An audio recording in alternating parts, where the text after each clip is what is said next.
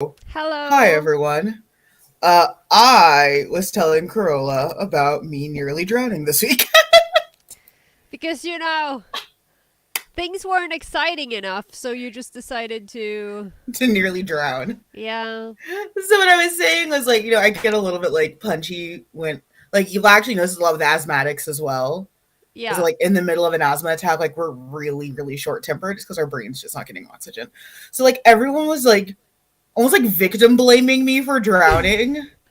It's like, well, if you aren't a Oh strong swimmer, it's like,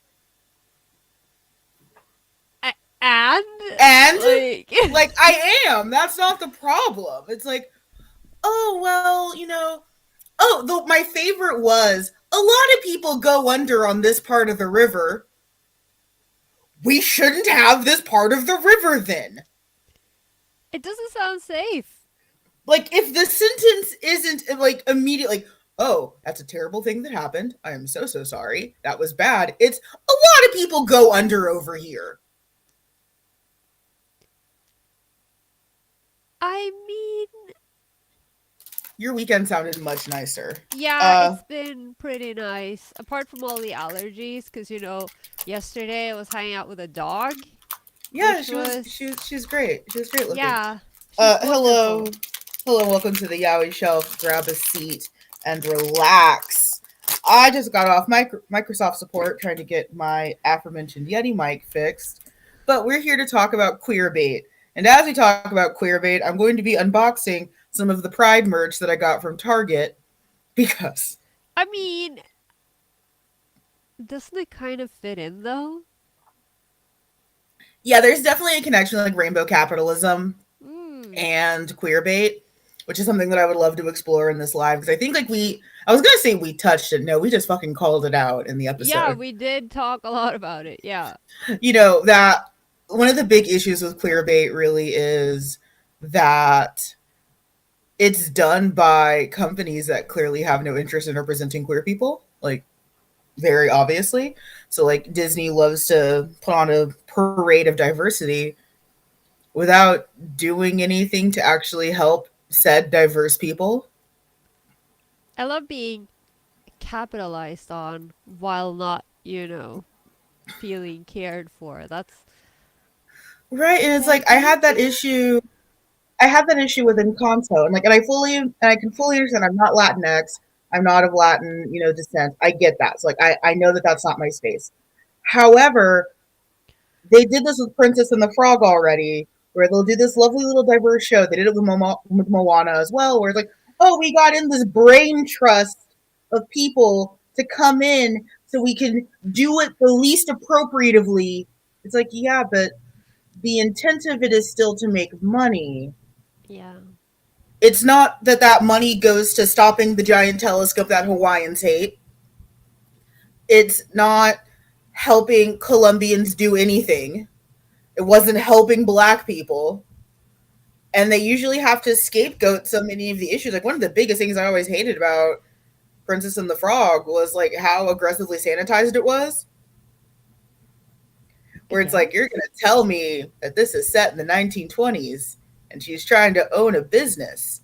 And they're Yeah. saying she can't own a business because she's a lady. Yes. I mean, I love that film, but also you are 100% Yeah, absolutely correct. I like it too. Fun story. I say that. It's not a fun story.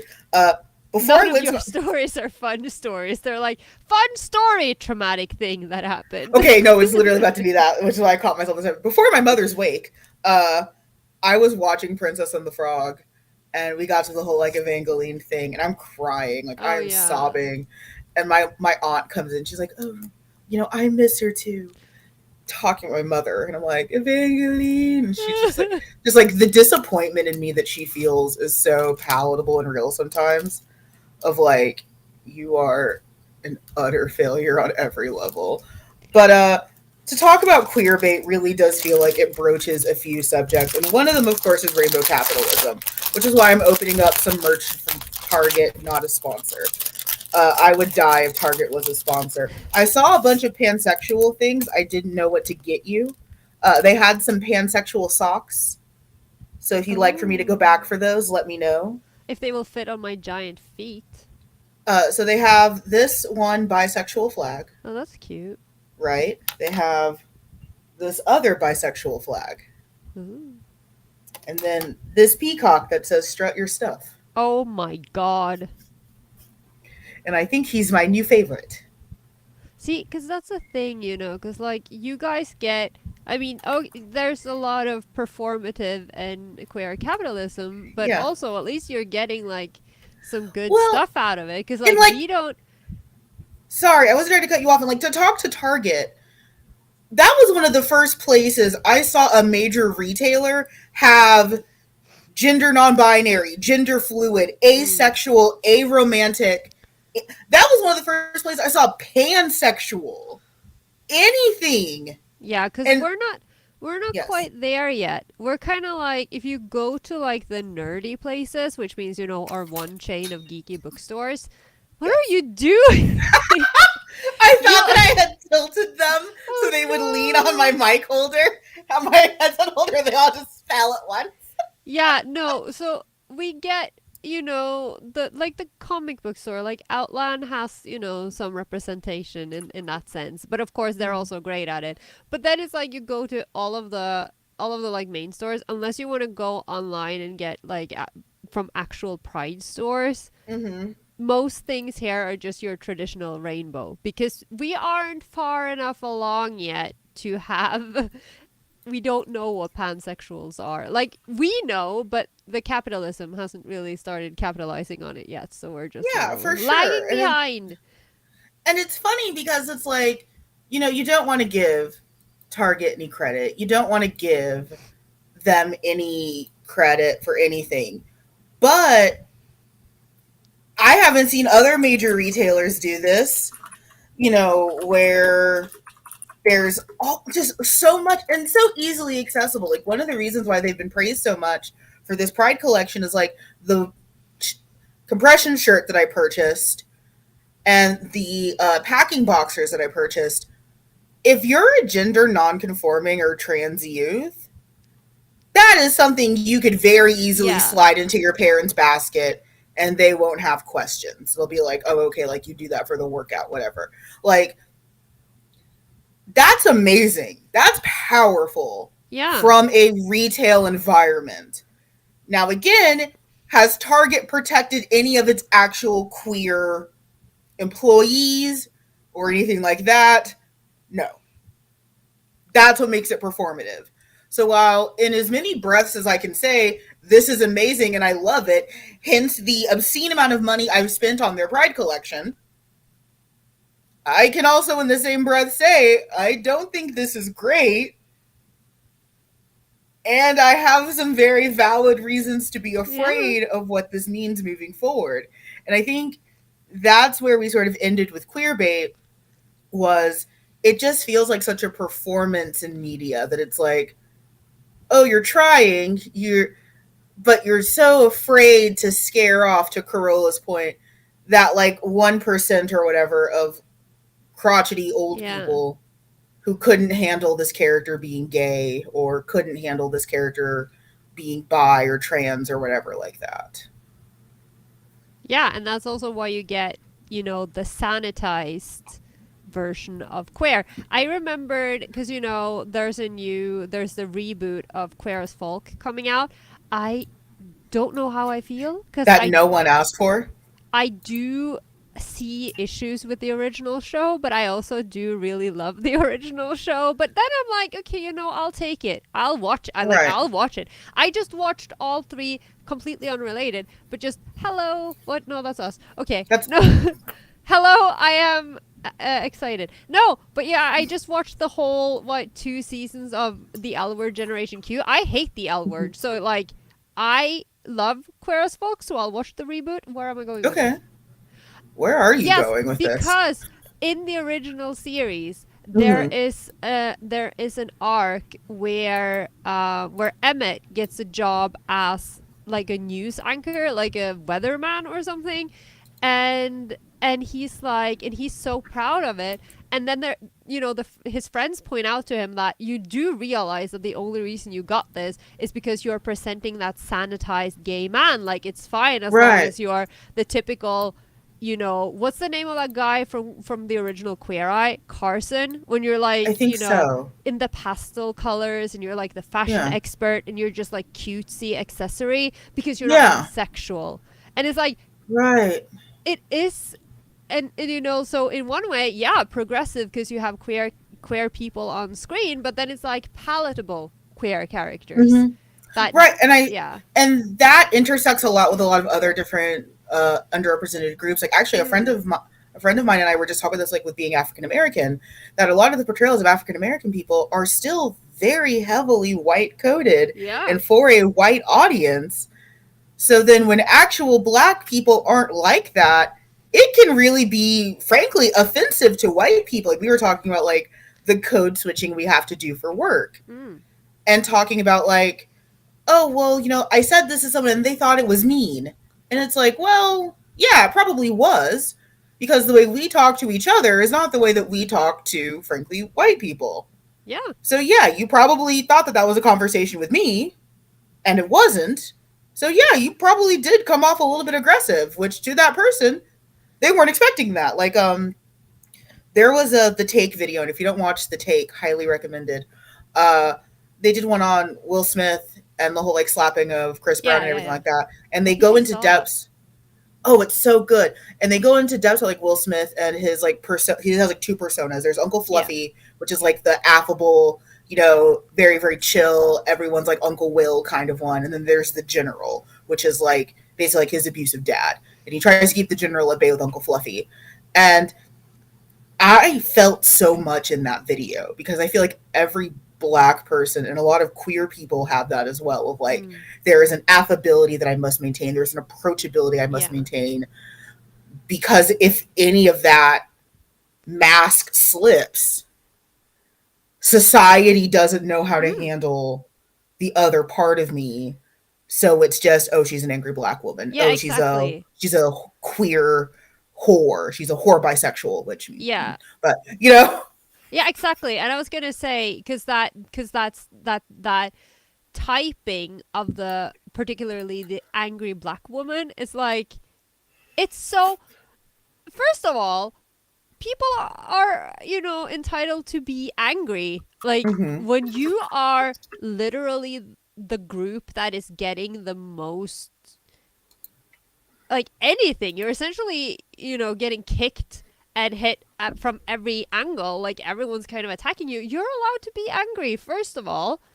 And then there's the whole being a woman or being female, like female presenting, because God forbid you show an emotion, because then you're hysterical, or then you're, there are all of these. So whenever you're a minority, it's like you have to be palatable, you have to hmm fit into this extremely tiny narrow little box that the majority has created for you, hmm and it's horrendous. it is, and I think, to bring it back to the topic of the show, because I could talk about optics all day. It's my favorite thing. Hell, Hello, an hello. actual person this time, not us. Okay, listen. It's called building engagement. I know. I I'm just trying. Thank you. I'm working very hard. You're always working so hard. I'm so Thank you. I proud. almost drowned yesterday. I'm still here showing up to I work. just woke up and like opened Discord. I was like, what? Well, so it's one of those things that it's like, I feel like I never know what I need to share to people. Because I'm one of those people that can be like missing an arm one day, and people are like, "What happened?" Like, Yeah, I know, because you're just like, I don't want to draw attention to myself. right. It's So I'm nothing. like, I feel like I never know what needs to be shared. And to me, that feels like something that might be important to share in I case someone's worried about me. I'd Oh, by the say way, so. By the nearly way, nearly fucking died in a river. I didn't. I was walking near a river today, and I did not fall in, but I did I'm glad. actually fall into a hole. So there's that. I like stepped. The thing is, there are a lot of uneven, the path is like really uneven and there are some Hmm. like smaller holes, but then there was like this big hole and I didn't realize that I was stepping into it until like I went in to my mid thigh, like I was in the hole. So you might have this, but there's like a very like unique, fun air quotes that comes with having internet friends, and like if something happens to them or they get injured, like how you hear about it. And one of my earliest like internet like I guess internet boyfriend. I don't know. This was 2000 and Early. it was early 2000s. It was maybe 2009. The long past of 2009. Sansa. Sansa is Uh, here. and I remember getting a message from like one of his cousins who I was also friends with, like, "Oh yeah, he got hit by a car. He's fine, but he got hit by a car." And finding out like a day later, Yeah. and just being like, "What?" And I was like, that's particularly from the era when people didn't have their phones and like internet access everywhere. You Yeah, just we had to didn't have wait for someone to be like, right. oh yeah, Like by the way. we only have this one messaging platform that we use together. I didn't have his number. He didn't have my number. We didn't have. I didn't even think Facebook was a thing yet, really. So it's just like, oh yeah, he got hit by a car. He's fine now, but like that's why he didn't respond to you. It's Yeah. like what does that mean? Just like what?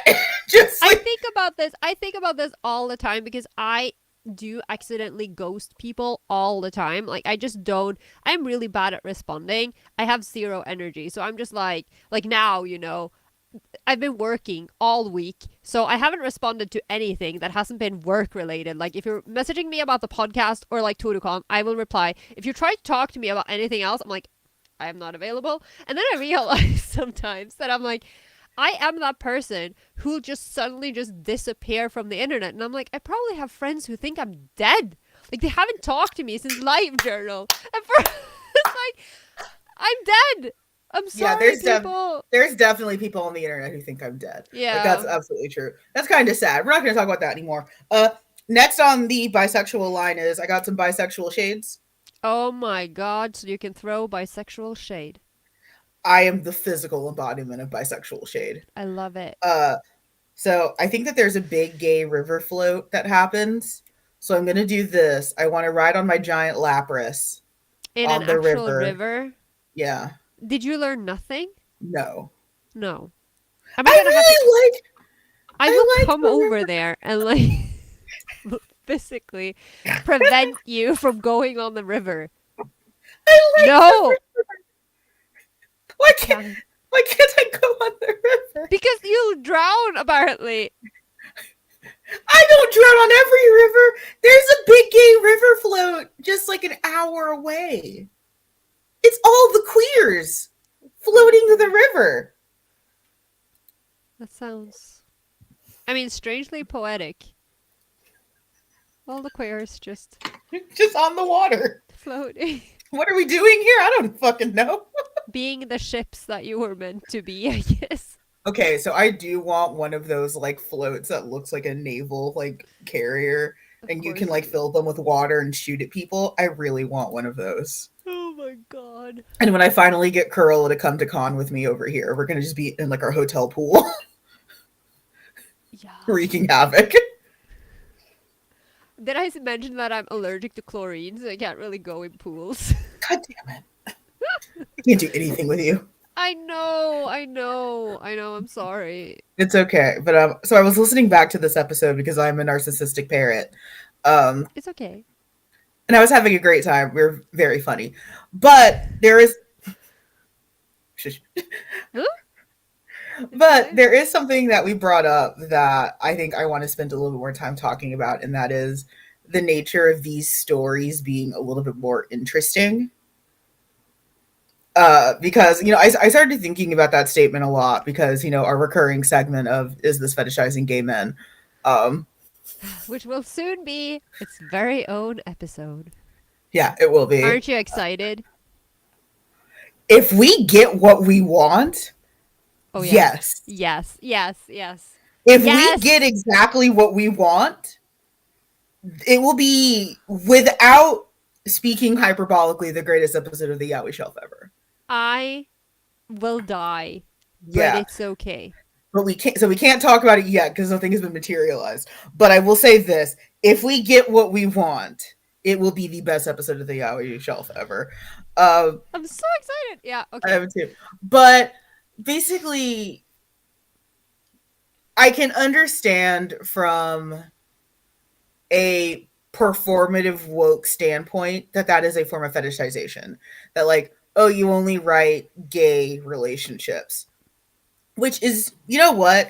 If I had to like go back and think about my writing, yeah, I haven't written a straight ship in easily 10 years. Women do Yeah, appear, same. you know, they're there. I try not to make them garbage. I try really, really hard not to make my female characters in BL garbage because like that's one thing that has always viscerally turned me off. Yeah. Is that the woman is either, I actually wrote a whole ass blog post about this. The woman is either like tragic victim, hot trash, hot trash, Oh my god. just The look on your the, face, you're just like so disgusted. well, because like some of them are just so garbage, I know though. or they're And just innocent victims. yeah, and then there's that other category that falls into the why communicate thing, where it's like Yeah. I saw my man who I am engaged with out in the street with a woman, but I didn't walk up to him, and so I wasted 10 chapters obsessing about this only to find out that it was his sister, Right. cousin, aunt, Right. You know, something. the red herring Mary Sue. You I'm know that it's so like, tired. oh, I hate it too. I think the one that I hate the most, honestly, is like Lies or a Gentleman's Manners comes to mind, where it's Dr. Haskins' wife, and like she's just out. She's a researcher on primates, so like she's just out in the jungle a lot while Paul is just fucking men. And like she has no idea. He comes home, you know, great father, great husband. You know, they love each other, and like he's just having a passionate affair with one of his students. And like it actually made me kind of hate the series a little bit because it's like there's a wife here who's Yeah. lovely. Yeah, and it's so bad because you kind of because even if she's a lovely person, you still get that idea that she is an obstacle, she's in the way. And so she Right. ends up getting a lot of hate even though there's literally Even nothing wrong though with her because her husband. objectively Paul is a garbage Yeah. snake in the grass. During his engagement party, fucking one of the stable boys. During his engagement party, fucking one of the stable boys. And like there's a scene where like the stable boy like goes to alert someone, not because like he's in duress, but just like I don't feel good about this. And like he drags his hand down and it's honestly iconic and kind of hot, but also like Yeah, maybe not get married if that's I mean just a right, hunch. but she's such an obstacle. It's like, oh, you know, she's stopping him from being with Jonathan, and oh, if he was a gay man, why did he get married? And Yeah. societal constraints and blah. It's like she's being abused, basically.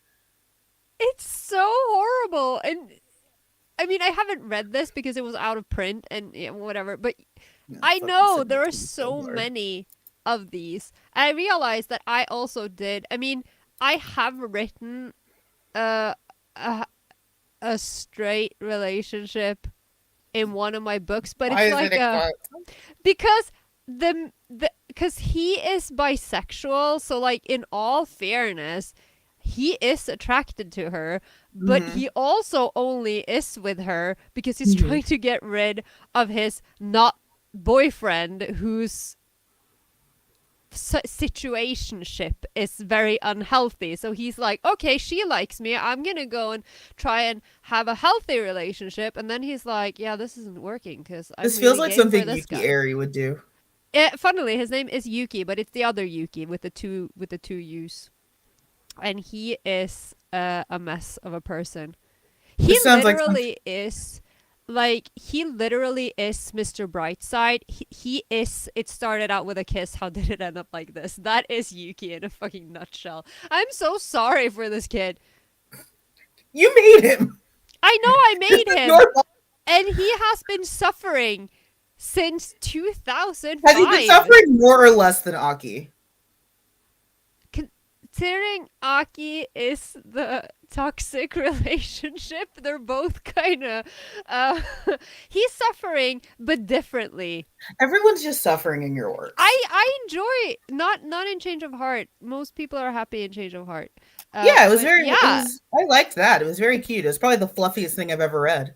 it's probably the fluffiest thing I've ever written. I was like giving it out, not giving it out, but when I was interacting with readers, and I was like, I promise you, this one isn't gonna make you cry. When And I I was was like signing. when I was lifting my skirt up to expose my ankles, and it's just piles of my books. Ugh. I need to get like a long skirt and then be like sitting on top of like a pile of books. I would shoot the hell out of that for you. Welcome, new viewers, to the stream. Happy to have you. We Hello. are talking about mostly queerbait in our episode. So if you have any questions, comments, or concerns about our latest episode on queerbait or my near drowning, feel free to ask in comments. Did you see Jesus? I saw water. Okay. I did have. Okay. So, in totally unrelated things that you have when you have like a very like close to scary experience. So before I went on the river, I bought a bunch of like dry bags, like waterproof stuff, and one of them was for my cell phone. So I went under like multiple times, like took in a lot of water. Honestly, was like really like concerned. When I got on land, my phone still worked. So shout out to this company that made these dry bags. That I could have died and my phone still would have been working. At least that's something. It is something. It You is know, something.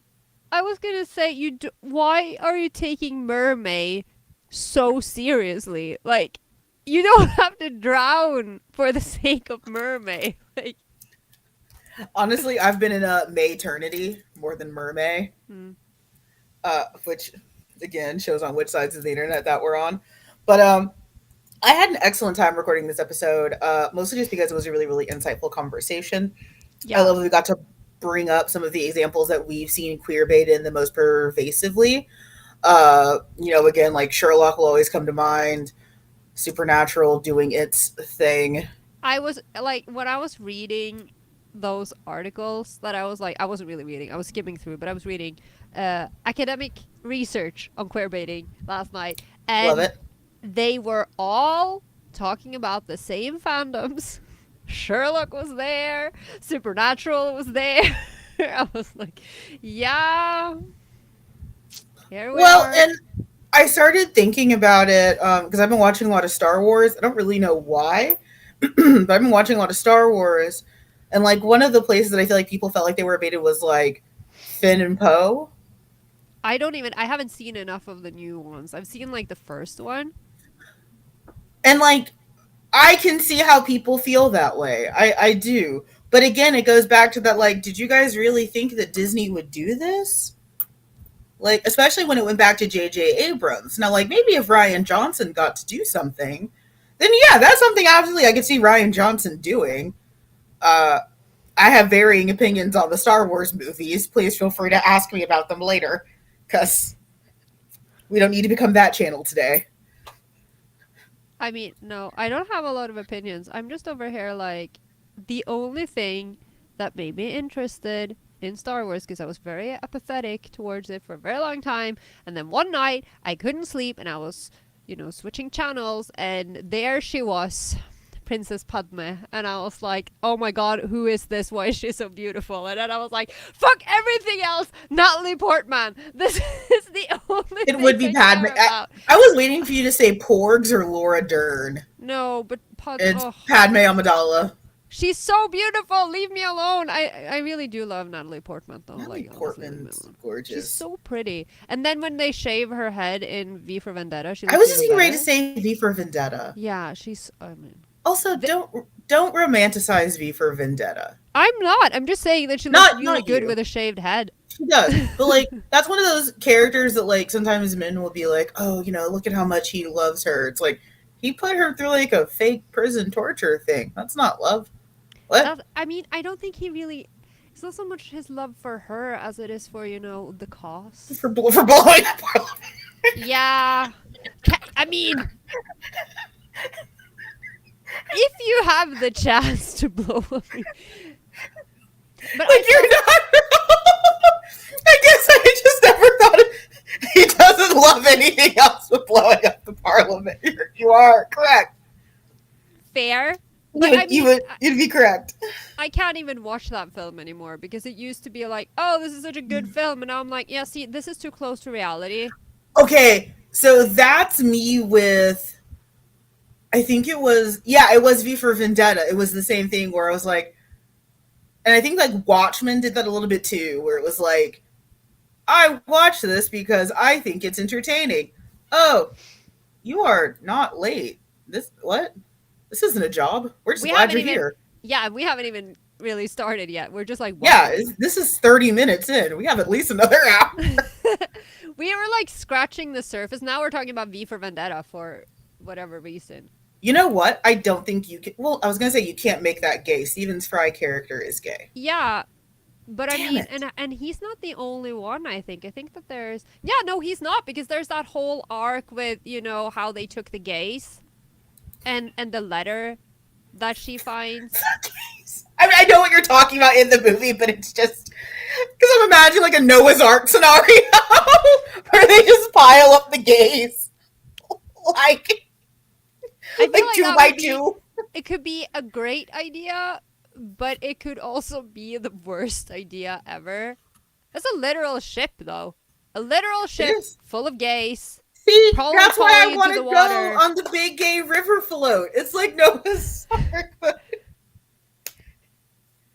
and I I want to don't. be on my Lapras. I have a Lapras floaty with the bisexual shades, just floating down the river. Okay, strap yourself onto the Lapras then, so you I'll don't wear a life drown again. jacket. I'll wear a life Okay, jacket good. so I Were don't you go. wearing a life jacket I yesterday? was not wearing a life jacket. I am angry at you in Italian right now. Italian anger. I'm usually a pretty strong swimmer, but no, I'm I not. wasn't good. I know you're shocked. Oh, yes. He's hunting me again. Sansa? Yeah. What is he hunting for? Me, Why? my, because he's insane. But I love him. He's amazing. Uh, so, as stated before, if you have questions, comments, concerns about the episode, please list them below. We are happy to answer them. Um, I do also want to get back to a point about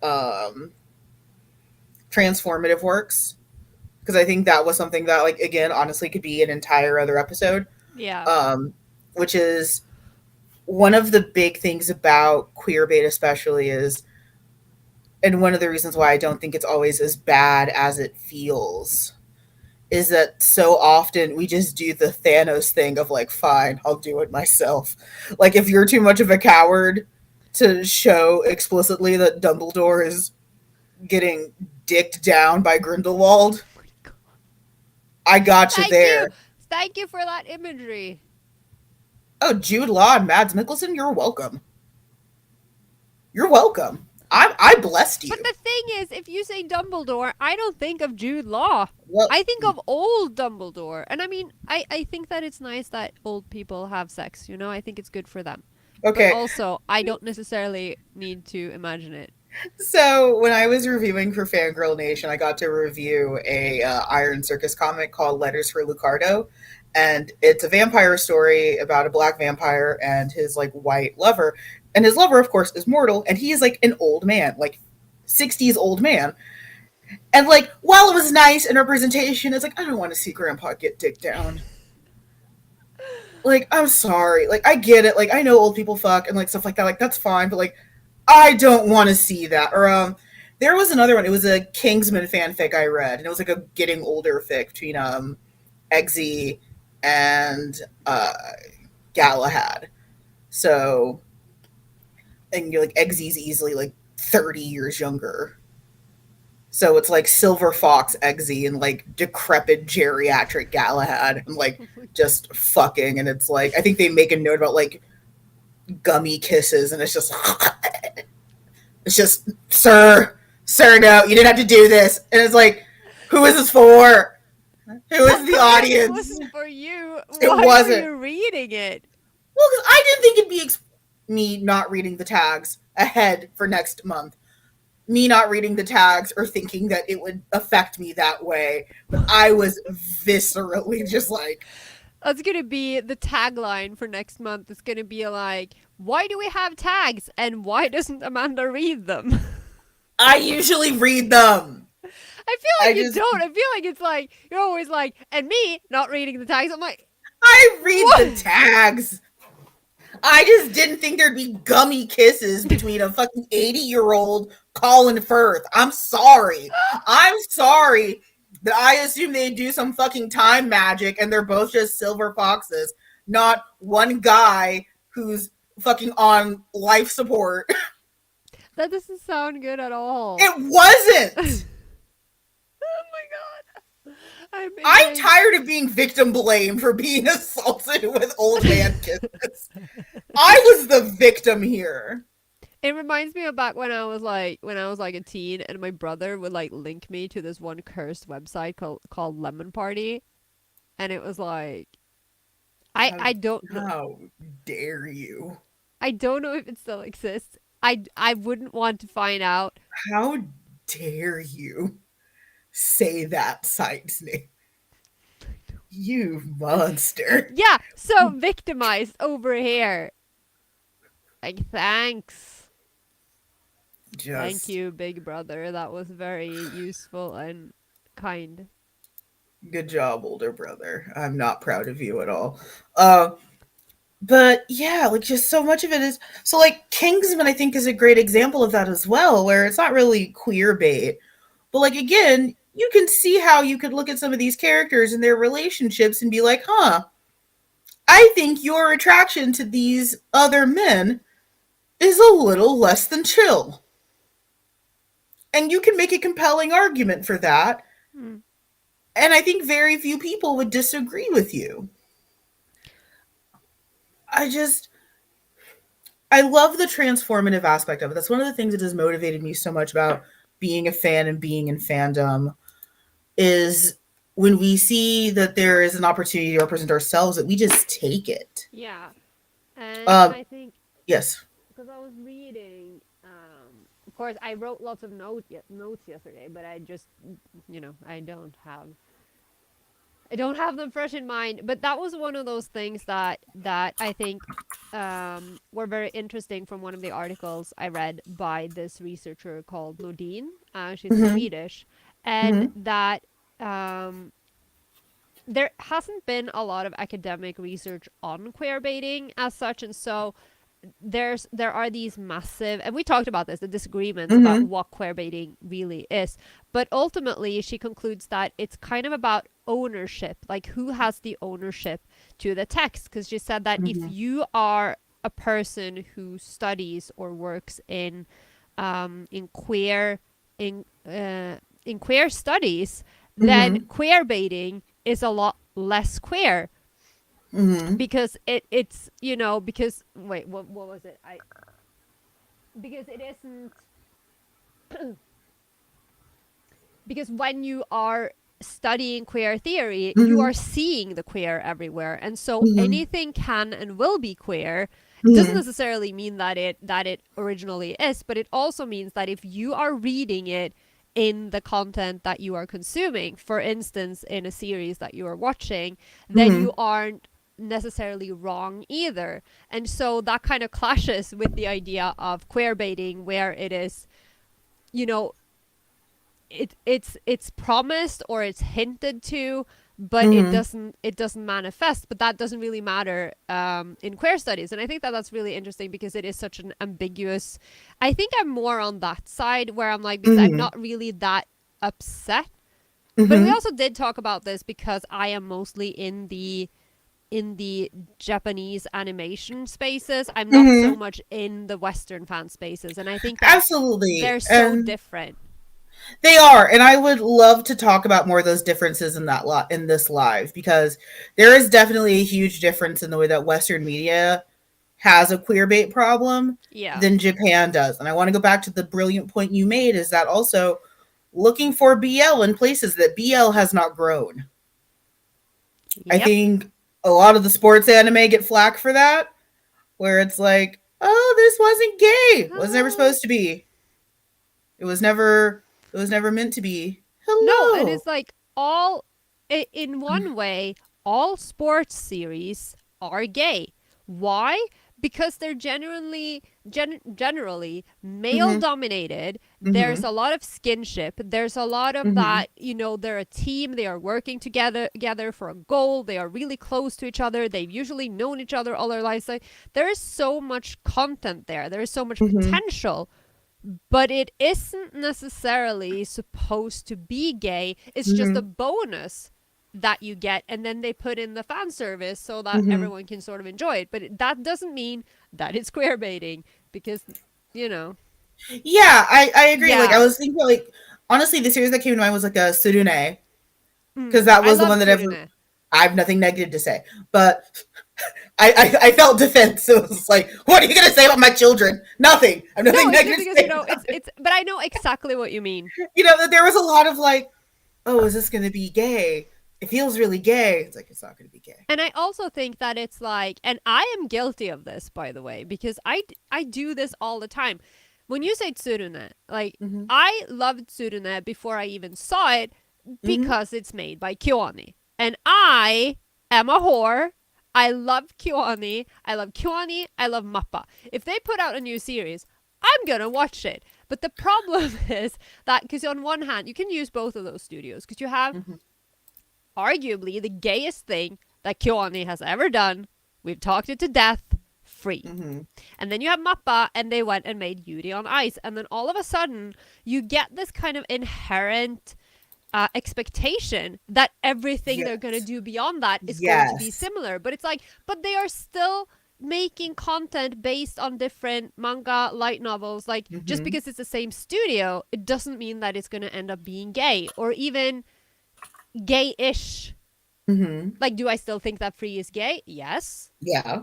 for reasons. But that doesn't mean that everything Kyoani touches ends up being gay, even though in my head, yes it will, because I enjoy shipping things. And that's totally valid. I Yeah. think, and I love that you mentioned that Mappa and um Kyo Annie do get a bit of a reputation for kind of everything being queer. Because actually, the first thing that came to mind for me was a Violet Evergarden, Mm. where a lot of people were like, "Oh, this is really, really queer." It's like just because it's Kyo Annie doesn't mean it's queer. Yeah, I Like didn't. Yeah. But then again, that's I'm also kind weird of for me. immune against anything that doesn't have a lot of hot guys in it. Like, I'm not gonna I queer mean, it I in the don't. same Yeah, way. like I didn't watch a lot of Violet Evergarden. I'm not saying it's bad. It just didn't take up a lot of my brain I space. But really, like, yeah, there's I really there's a lot don't. of discourse around that one being queer, and it's like just because it's Kyo Annie does not mean it's queer.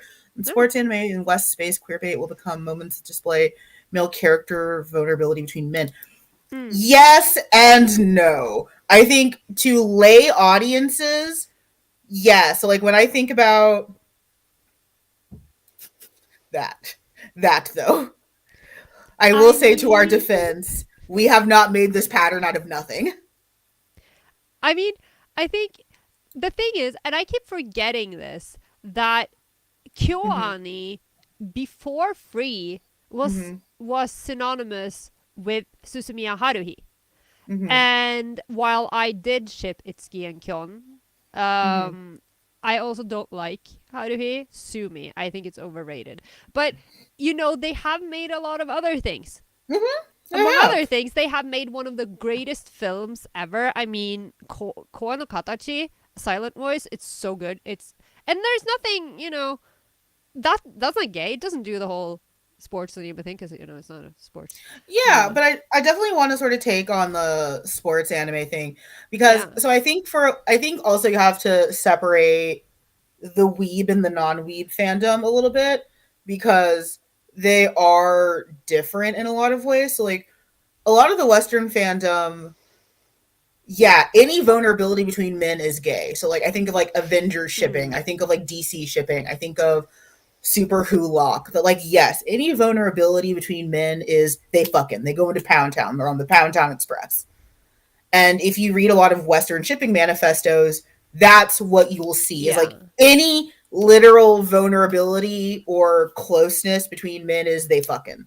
Mm. On the weep side, we're a little bit more granular that it isn't just vulnerability, it's all the things that also like Carola mentioned, where it's skinship, it's time, it's that understanding that like you've spent a quarter of your life with this person, which means Yeah. you're probably going to have some feelings for them that might not exactly be straight. Yeah. Um, And I think it definitely ties yes, very true. into if you're, yeah, if you are familiar with particularly Japanese culture, Mm-hmm. and Japanese tropes, this Mm-hmm. sticks out a whole lot more because on one It does. hand, which I mean, because Japan is really conservative. And again, It is. I have to bring up my one friend, bless his heart, who has who has been to my home several times. Like he's been in Norway and I've seen him in Mm-hmm. Japan and he has Mm-hmm. visited me and my girlfriend and Mm-hmm. he knows that we're a couple and we sleep in the same bed. We have only one bedroom, but he Mm-hmm. also asked me if I have found a boyfriend yet because he doesn't understand the concept of queer. Yeah. And I was like, dude, I have a girlfriend and you know her Close person. friends. Okay, that's interesting. But yeah, so on one hand, and you see this a lot if you're like Mm-hmm. reading a little bit about because they are super conservative They and are. they don't talk a lot about queerness in you know in general, but that what you do see is that if you're reading about Japanese culture, particularly around, I like to go on exchange websites because I like to read blogs Mm-hmm. written by people who go on high school exchanges and Mm-hmm. whenever you read about like when they introduce the countries and they have for instance Japan, they the AFS for instance like to point out that there is it's less common to be close friends with the opposite sex, but it's Right. very common to have really close same sex friendships where it's Mm-hmm. common to cling to each other and hold hands and all of Yes. these things. So on one hand, very accepted and common in Japanese culture, but then you Mm-hmm. take that and you mix it with the Japanese favorite trope, childhood friends. And what do Yes. you get? Like it's right there. It's a gay fest. Right. And Yeah. like and that's something that I think so here's something that I also want to say about like the difference between like fan service and like queer bait is I think sometimes we tend to think of studios in the way that we think of like Western studios. Yeah. And I'm not going to say that all of the Japanese studios are pure and good and Western studios are all like the Monopoly man. They're like, I even though it very mean, much feels like that. Japanese studios are notorious for working Yeah. their staff to death. So Yeah. like as much as I I am by no means scapegoating the Japanese studios in that no. regard. But, you know, one of the only good things I took from one of my previous jobs was assume positive intent. I think a lot of times when we look at fan service and then we conflate it with queer bait, I think it kind of muddies the water a little bit Yeah. because it's like oftentimes what you see, and I love this about Japanese media, is like how excited these creators are about this stuff too when they remember who these characters are. Yeah. My favorite is like the creators of Death Note, not always remembering Matt and Mello exist. That's my favorite, where it's like, oh yeah, those two were there. It's like watching RuPaul's Drag Race and RuPaul doesn't remember all of the drag queens, and it's just like, yeah, that one over there. But like, you know, or also especially how much the voice actors get into it. Yeah. Like, there are some amazing videos of like press conferences and convention appearances from like the Hitalia cast in Japan. Just loving every minute of it. Like on TikTok, I was watching a lot of the Genshin voice actors play as their Genshin characters. And like one of them was like, wow, I sound really weird doing this. And it's like, you're the guy, you're doing it. And like Yeah. them interacting and like doing little like dumb things. Like, I think sometimes we assume that it's all a ploy because it feels like such a ploy here in the West. Mm. it feels like it's such a hollow ploy here in the West, usually because it is. So Yeah. then when we get to Japan and like they're genuinely just having a good Yeah, time, because they're they have that attachment to the mm-hmm, characters, and again, and I've said this before, I think that a lot of this also attributes to the way that they record, because they mm-hmm, record in the studios together, because they mm-hmm, work together in such, intimate ways, and so often, because you have these, and you see mm-hmm, that not only in BL but particularly in BL, there's almost like a whole world dedicated to pairings voiced by these two specifics, because they work so mm-hmm, well together. So you have, like, you know, I can't remember anyone anymore, but like Takahiro Sakurai mm-hmm. and God, what's his name? Oh, you could easily do Kazuhiko Inoue and Seki Tomokazu. Yeah, and like I do mention Takahiro Sakurai because he Mm-hmm. voices a lot of people. He voices Cloud in Final Fantasy VII, He and the thing voices a is, lot of characters you like. he also does a lot of work with the guy who voices Sephiroth. And I mean, it's Mm-hmm. like, because they already have a dynamic, so whenever they are They in do. something mainstream together, it makes it even worse. Like, I'm not saying that if Seth had been voiced by anyone else, he wouldn't Mm-hmm. be obsessed and weird about Cloud, because he is. I mean, Mm-hmm. I do ship it, but I'm a little concerned. He is a little intense. But the fact that they've done a lot of gay together doesn't Mm-hmm. help. Yeah, So no, like yeah, you'll see that. So, like for me, that's always Seki Tomokazu and Kazuhiko yeah, Inoue. Where like the few series that they are together that isn't gravitation, it's like you guys sure are talking a lot like you butt fucked, even though you're supposed to be colleagues. And it's because they've been doing this shit for so yeah. long. And again, I'm sorry to go back into that again, but when am I getting my not safe for work graphic gravitation voice drama? Like, Oh, can they just I would record one of the perish. remake? Like, I would kill for I a would, Dojin. I would die. I mean, I would Honestly, also die, but I would we'd die both very be dead. happily. Yeah, we'd both be dead. Yeah. Um, But yeah, but yeah, but like it's just it's so different, and I yeah, hate that it kind of muddies the water a little bit in this conversation. Because on one hand, there is a valid conversation about how much does fan service feed into this feedback loop of them not having to or needing to canonize anything because Japan is still a very conservative country that still does marginalize queer people. How much of it does feed into that and how much of it is that it's just different. yeah, And I think that there's valid points on both sides. I think that there is definitely something to be said about how relatively safe and fluffy queer ideas seem without committing to making any change for queer people to Japan. But I also know how radically different their culture is. And then the cross pollination of then when that stuff comes over to the United States and how aggressively it's marketed over here, usually again, hallmarking on how gay it is, because, fun fact, I know some of the social media managers behind some of the major companies, and I know that they are primed to stoke fangirl indignation and yeah, Fujin money because, as you said multiple times, it's us who are moving the anime needle. It's not yeah, 16-year-old boys, it's not aunties, it's not 12-year-olds, it's us. We're the ones with the money, we're the ones with the disposable income, we're the ones who've been doing this for a while, and we're the ones who can afford those dumb streaming fees. yep. It's not, Unfortunately, yeah, it's not 15-year-olds who kin Deku, which is a sentence I never want to say ever again. yeah, It's us. yeah, yeah. It I'm is just not looking. kids who I'm just carried looking at that AOT. comment. I'm like, yeah, It's no. people with bad taste. I have great taste. What the hell? It's people with mostly bad taste. I have great taste. I love to suffer. Like, seriously, this show is gonna be the death of me. I can't take it anymore. I I finished the manga, but I'm still suffering I every day. respect your feelings on that. Did you see? This is related to absolutely nothing, but did you guys see that Eden figure? Where he has The the genocidal man bun? No, yeah, that one too. But there was a figure.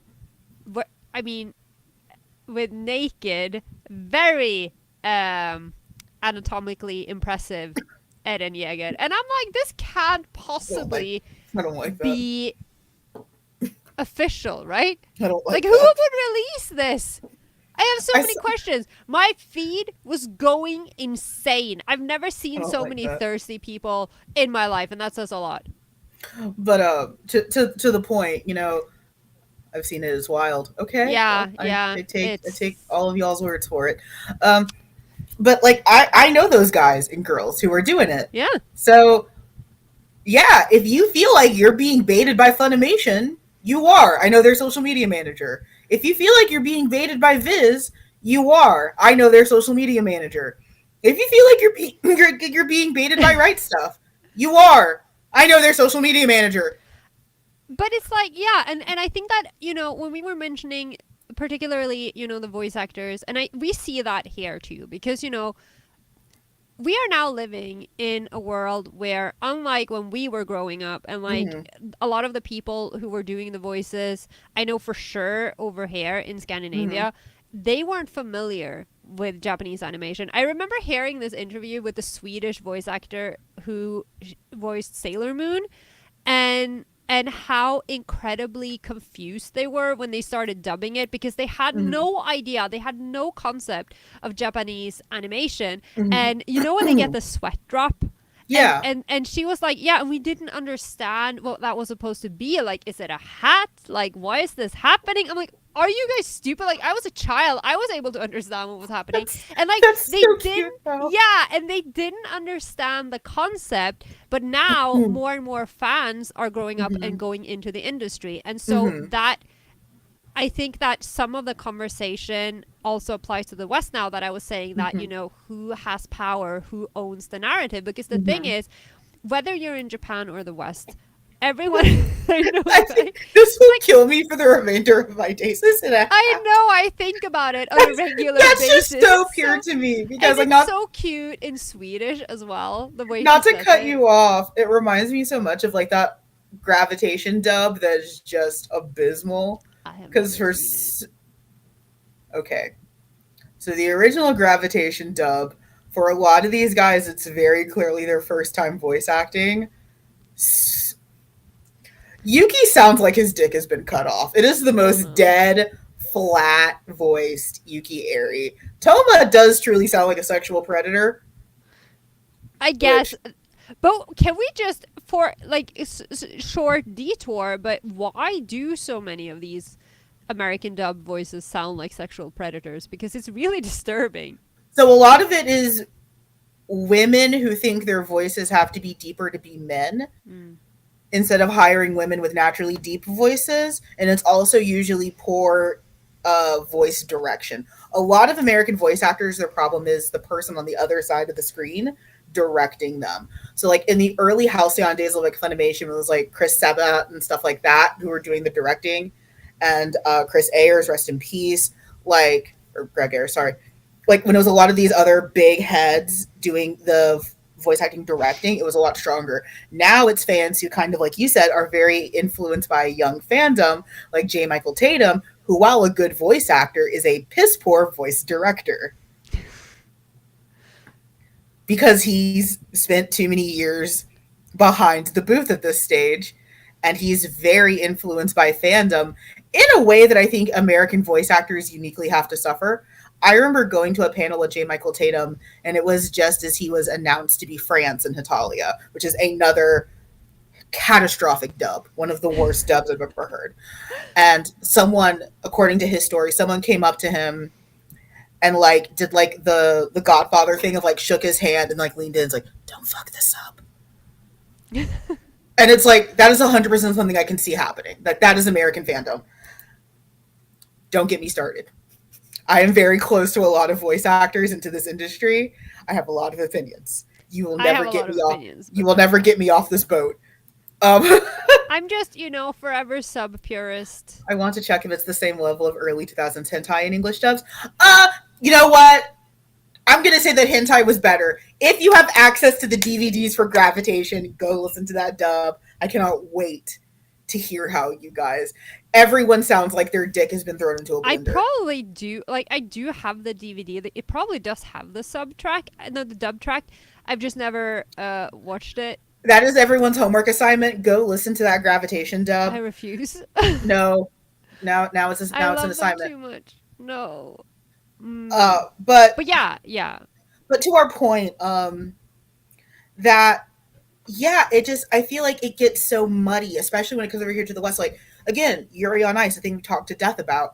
Funimation worked ruthlessly to get rights to that show so they can merchandise it immediately, so they can have merch come here quickly. They were simul dubbing the show, which is why the dub is terrible, is because they're having to just like, yes, yes, you know, yeah, it is literally lost in translation a lot of times, but like Funimation is having to. That's why some of the voice acting in Yuri on Ice for the dub, the simul dub, is so bad because they're just having to dig anyone they can out of the fucking closet to voice these characters. Is the Blu-ray a new dub? No, I don't think they've. I don't think they've done any new dubbing for Gravitation. No, I don't I'll think have so. to check some sources, but if that's the case, this is like a 30-year-old dub almost now.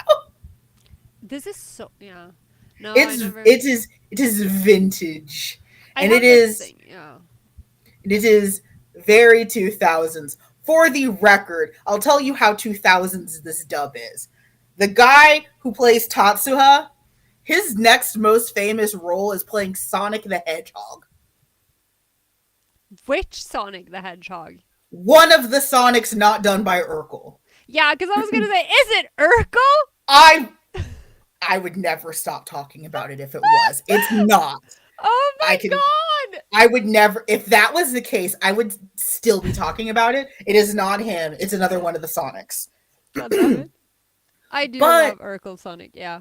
but yeah, like if that felt forced and rushed when over in Japan it felt lighthearted and fun because it was. Because Funimation saw an opportunity and they need money to keep paying off Vic Mignogna's victims. They do. I'm so tired of that man. We're all tired. I mean, I haven't even. And again, like, because there is one English dub in my life. One. It's the English dub of Katakano. It's the only one I've ever watched, and I love it.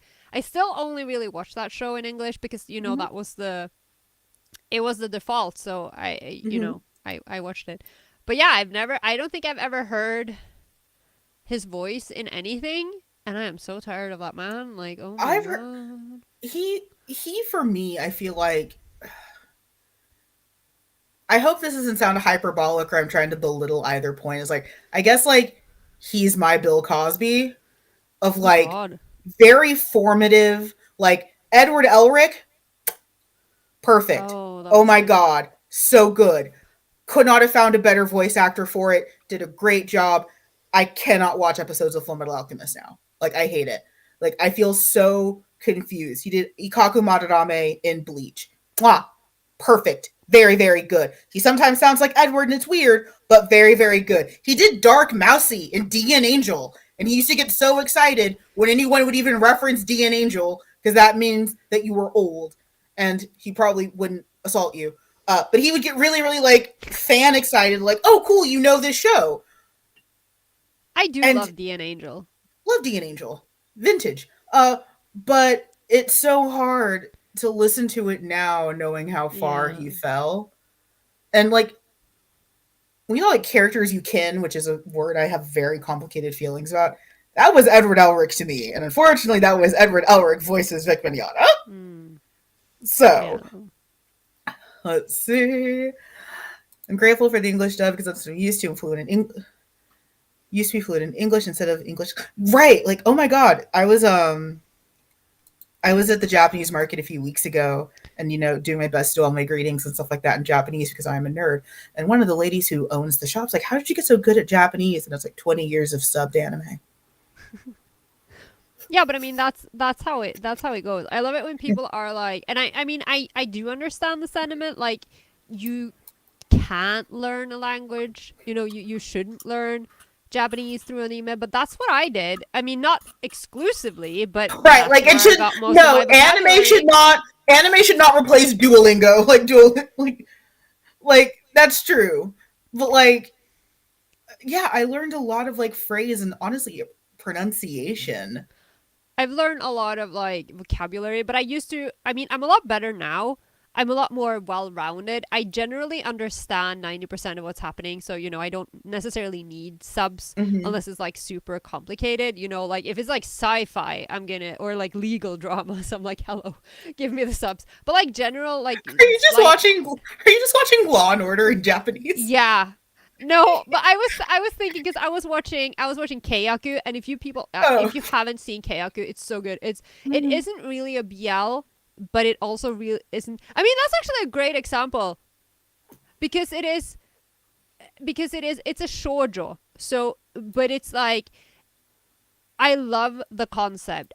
If Mhm. nobody licenses this manga in English, I'm going to scream. If the drama doesn't get a second season, I am also going to scream, okay? Because this is like it's a guy who's a cop and he has to team up with this guy who is a yakuza and they have to Mhm. pretend to be lovers for their case that they're working on. And I love it so much. And I went into it thinking, I mean, okay, maybe I can watch this without the subs. And then I was like, oh, there's a lot of legal talk in here. I don't understand This half of sounds what they're like saying. this sounds like a comic that Yo Konada did. And I know it's Yeah. not the same thing, but it sounds a lot like that. But like, yeah. So I definitely want to. We'd be remiss not to bring that up. Is that while Japan is still very behind the rest of the world when it comes to accepting gay people, they do seem to have this fascination with things that look gay. And frankly, we can blame colonization for their more puritanical views on Yeah. homosexuality. I We could talk can for hours. we could probably talk for collective hours on it, but we're gonna save that for Fujo. Yeah, We're we're gonna only a month away from FujoCon. screams into bag. Uh, we're gonna talk about that at FujoCon for probably at least 2 hours both times. Uh, I'm so excited. you did not just do the Hans Landa I excited know, shimmy. I can't You stop did not doing just do it. the Hans You know Landa what? I'm excited shimmy. My girlfriend asked me the other day if I actually do this in public, and I'm like, yeah, I do it on stream. I love that movie so much, But and I it's not, love that's not Christoph where I, Waltz. but I that's not know why it's I do not it. where It's you because got of it. Baby Yebin. On YouTube? Baby Yebin? Joa. I, Yeah, leave me alone. I did see. I can't stop doing it. Somehow, It's very cute. have It's you very. seen? Have you seen my shirt? Have you noticed my I've my? I've noticed. Isn't I've it beautiful? noticed. It is It's beautiful. stitched. It's Yeah, I love just casually pets shirt. it. Just I'm living in it. Okay, I'm when your other shirt arrives, I'm sure you'll be living in that one. So just you wait. I'm so excited. I'm so excited for you to finally get it. But it's weird because I also think that we need to talk about that being a shift. Like I definitely remember for a long time studios in the West almost being like afraid of things being too gay and like really harshly policing that stuff. Sailor Moon. Well, yeah. Well, and Because that honestly, worked out really well. yeah, that worked out really great. Card captor Sakura. Um, but them really sort of doing their best to separate that stuff out, and Yeah. then now just really fully embracing it. Um, if you're not European and homophobic, then colonizer. Correct. Oh my god, there's a sticker. Yeah, that's There you that. have it. I can probably That's a do it. design. That's very true. It's like it's such a colonizer problem, and I hate it. But also, like, I don't know what to do. Like, obviously, we don't have the answers. Like, we're not diplomats or anything like that. Uh, my favorite thing right now in this current hellscape is all of the armchair political scientists. Oh yeah. I love that. I love watching that because, like, especially in the U.S., we have midterms coming up, which means vote, Oh please. yeah, those midterms. Yeah, I was Yeah, thinking, I'm like, no, you have midterms? no, vote, please. Please vote. This is not a request. This affects the rest of us as well. So like I know I'm halfway across the world, but But please it vote. does affect. Yes, vote, please. That because of midterms, everyone's like, well, if this is how I'd solve homelessness. Okay, cool. Can you do anything? You're on Twitter, my guy, my friend. You're on Reddit. How are you? Please, would you like to share it Go with the right rest of the ahead. class? How you play? So you know. But there was definitely a change in Western fandom from don't be like the French people. Did they vote in? Did they vote in the Nazi woman? No, they did not. They did not. I was They so worried. they didn't vote in the Nazi woman. No. Oh, thank God. Macron is still standing. Oh, thank Thank God. I mean, God. he's not great, but he's I not the mean, Nazi woman. it We would have already been have. bad enough. Like, I'm just already like, you do not want to change the government of a Mm-hmm, big central country in the middle of a war, but mm-hmm. especially not with a Nazi woman. With Like the that, Nazi witch. Yeah. yeah, no. I mean, we already have to worry about the Philippines. I'm very sorry, Philippines. I know you guys Uh, tried very hard, yeah. but Support your local Filipino artists any way you yeah, can because just they need you. also still support your local Ukrainian artists. We still have a Yeah. lot of that going on. Support a Texan. We are going through it. Uh, Yeah. we are. What is the world is on fire? I don't Yeah. understand like why in that perspective. I know that this is essentially whataboutism, but it's just like the world is on fire and we are on the internet arguing about queer baiting. It's like I don't want to argue with some 15-year-old over ships. The world is dying. There's a war. You Texas is know, going to hell. and I think that there's something about that should be said as we kind of, wrap up at least like this stream is there is this kind of like more global perspective on it that I think that you really only get when you're older is that it's like a lot of it does come down to maturity and life experience because like yeah, when I was 15, I had nothing but infinite energy and resources to do this.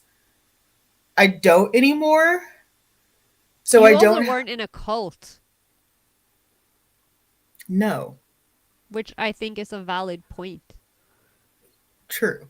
I was not. Unless you count the Catholic Church, which then Different cult. different cult.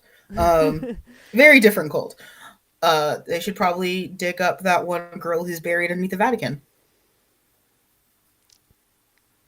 Yeah, there's a dead Italian girl whose father used to work for the Vatican, and they murdered his daughter, and now she's buried under the Vatican. When was this? Like the 70s. She's like buried under like St. Peter's Basilica, like under one of the tiles. Yeah, they They're should not probably go gonna dig her dig up. her out. They Like, need to go dig her out. Someone needs to go dig her out. Just take one of the halberds from the Swiss Guard. Just go dig her out. Fun fact, if you try to peek into St. Peter's Basilica, the first thing you'll see is the shaft of a halberd. I guess. Remind I me went that when you come here, I'm gonna take you to the library because our library has like actual. It has a dungeon that you go through to get like the main entrance, and there are skeletons, like Viking skeletons, in the library. Oh, for whatever reason, my brain did not read that as like on display, like a museum piece. I thought they were just like bones on the ground or Oh like yeah, hanging no, from the they're just rafters. they're just like hanging there.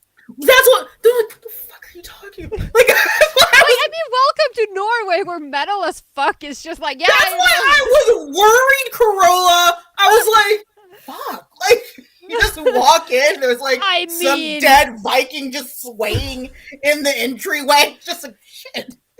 that's what we do here. It's like, I also really want to go see the Codex Gigas. I know that's in Sweden, but I want to go see that book.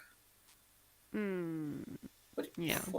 What was that? Was that the noise of Swedish ambivalence? What was I Yeah, no, what was that I sound? love Sweden. It's fine. Can I just point out also that there was a miracle last weekend because we were not actually backstabbed by our neighbors at Eurovision? Oh, Like what? well, I Like mean, usually, we because all knew Ukraine usually, was going to win. yeah, and that's fair. But Yeah, fair. everyone's like, yeah, Ukraine won because of the war. I just want to point out that Ukraine is actually really good at Eurovision, and that Yeah, they like Ukraine people is. were obsessed with Ukraine last year. Also, two Yeah. things. Yes. Ukraine had two things. Yes. They had a flute and they were barefoot. If you have a flute and you're barefoot at Eurovision, you're gonna win. That's just a rule. So, so there's that. But yeah, we usually give our top points to Sweden and Denmark, and then we get Hmm. like the like 3 points back. So they didn't backstab us, and everyone was really surprised. So thank you, neighbors, for liking our banana wolves. I guess there are two Yes. wolves inside of you, and both of them want a banana. Fun fact: I can't eat bananas, so I was gonna say enough. Keep away from the wolves. I I what have I can't told have you? I can't have bananas. Is it because of potassium? I don't It's know. because of latex. There's latex in bananas.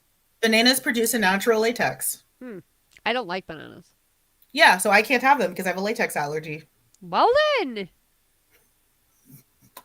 another plot hole in the world of BL appears.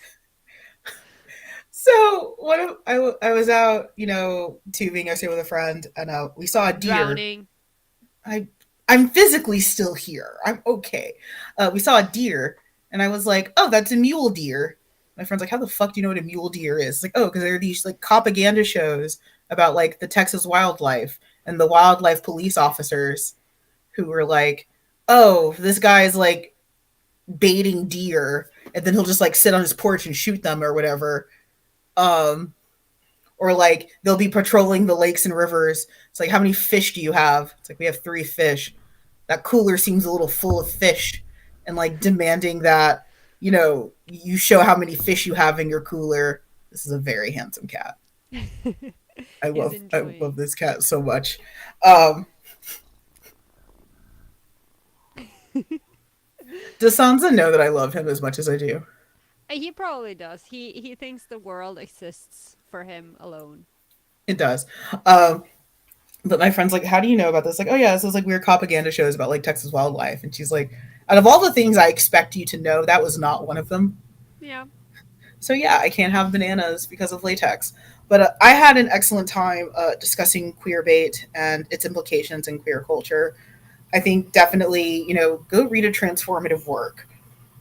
I Yeah. definitely think that's one of the things that has always made me the most proud to be a foodgen is how we can transform works and find representation where we are not represented. Excuse me, thank a fanfic writer if you haven't thanked one today. Support I everyone at this Yeah, stage. Like, just please. everyone's kind of on fire, just some of us in varying degrees. Uh, just support everyone. We're all Yeah. kind of going through it. Um, Yeah. Americans, vote in your midterm elections, please. Life is hard. Life is really hard. Carola, would you like to remind the audience what we're covering next month? We're gonna be talking about tags. That thing I don't read sometimes. Yeah, the thing that Amanda doesn't read. I'm I gonna have have to to. like go and have a look see at fanfic sites because I don't know what tags look like Will you anymore. actually read my fanfic this time? Maybe. I mean, I can't guarantee anything because all I That's read fine. is like support messages for Tudocon because like I'm in customer service right now. Really, but it's going really well. I'm Like glad. That's what ticket matters. sales are going well. Everything is going well, but I haven't had a break for a long time. But yeah, I'm excited to talk about tags and excited to hear about everyone's experience with tags and traumatizing tags, bad tags, weird tags, tags you did not know existed. Yeah, I definitely think there'll be a segment in there like some of our favorite tags because tags have definitely they they are they are really their own subculture. Yeah, and I think I mean, just jumping the gun here, but I do think that the Tumblr era must have had something to do with it because tags on Tumblr were just like a way of expressing yourself. Yes. And then I'm like, yeah, that probably changed the entirety of internet culture forever. Yeah, I mean, in this episode, we will unfortunately have to say nice things about Tumblr. Yeah, it did have its moments. You know, it did. It did. As we do. There is lots of new merch in the store if you have not checked it Yeah. out. Um, thank you for getting us to 10K plays. I'm still high key shocked that a 2 year old podcast can do that. Thank you all sincerely. Yeah. I, next month is the podcast 2 year anniversary, 2 years. Um, and I still remember when this was a proof of concept that anyone would be interested in a show like this, and I am reminded of time and time again that not only are people are interested, but that there is a place for this, and I'm happy to be part of it. Yeah. We're trying our best. We're really trying our best. We're Um, chaotic, but you know. yeah, I am super excited for FujoCon. If you guys did not hear the announcement, we will be at FujoCon. It didn't look condescending to us, but I appreciate it. I do get like emoji dread sometimes where it's like, how does this look? Does this Yeah. look sus? But I'm old. I don't like we're emojis, so I'm just like, we're both excited for FujoCon. We oh have some yeah. very exciting stuff for FujoCon. Again, if we get our way, July, August gonna be poppin'. Oh Also, yeah. July is our birth month for both of Yeah. us. So there'll be celebrations. All Um, around. Woo. it's a great time to be a member of the show. And if you'd like exclusive merch, if you like chaotic chaotic exclusive episodes and bonus perks, you are highly recommended to visit patreon.com/the Yaoi Shelf, where you can get exclusive sticker designs and prints. Like we have a whole like merchandise journey Yeah. for our patrons of a certain level. The lowest option, of course, being a very, very reasonable $5. We did our best to keep this accessible, just because we understand that Patreon is indeed like this sounded deeper in my head, but we'll run with it, a service. Like it's not something that anyone I feel like is made to do. I feel like so many Patreon messages on YouTube is like, this is only made possible with support from this. And it's like, we're not PBS. Like, it's okay.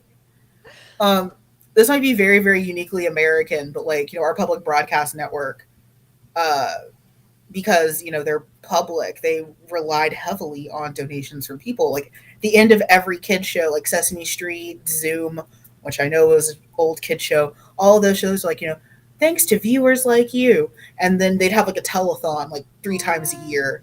They'd have this huge telethon, and they'd like parade out all like the kids characters, and it was just so aggressive. It's basically like, we're gonna shoot Big Bird in the fucking knees if you don't give us money right now. Like it was like the most like emotionally individual. Like shows like Sesame Street could go off the air forever if your parents don't sign a check for $500. It's like, That sounds illegal. it's America. Wow. Yeah, we didn't have that. And they would just be like all Uh, day, like they'd replace their programming with telethon. So it was just like, without your support, you could lose access to shows like this. And then oh my they'd bring out god. their items, and it's like, you could get this handsome tote bag, or this mug, or it's just. So we should do a telethon. I would love to do a telethon. Support the Yaoi Shelf. Yeah, but Uh, the point is, there is some really, really cool stuff if you do become a patron. If you can't or don't want to, the show's not going off air because of it, is no. what I was getting at. Like, Yeah, we're gonna be fine. yeah, like we really appreciate it and we love it. Please keep doing it. But also, like, I've always struggled with like that really needy messaging of like, we couldn't do this without you. Like, you're in a basement. I was watching Ask a Mortician, a very normal YouTube I channel to like watch. Ask a Mortician. I love Caitlin. Part of the reason I got into the death care industry. Um, and like some of her videos are like, this video wouldn't be possible without you. Like, you're in a basement, Caitlin. I mean, yeah. Like some of the ones where she travels, I get it. I'd love to travel. I'd love to do like visit Corolla and stuff like that. Probably wouldn't do that with patron money, but like you know what I mean. Just No, I mean let we me just use Patreon money to get like a little to extra buy shirts. to buy shirts. To buy If my shirts. my shirts haven't shipped yet, I'm getting a little stressed. Mine arrived. What? I'm gonna Mine have to arrived. email them. I'm gonna have to be like, we Yeah, ordered I would go shirts fuss at for them. FujoCon.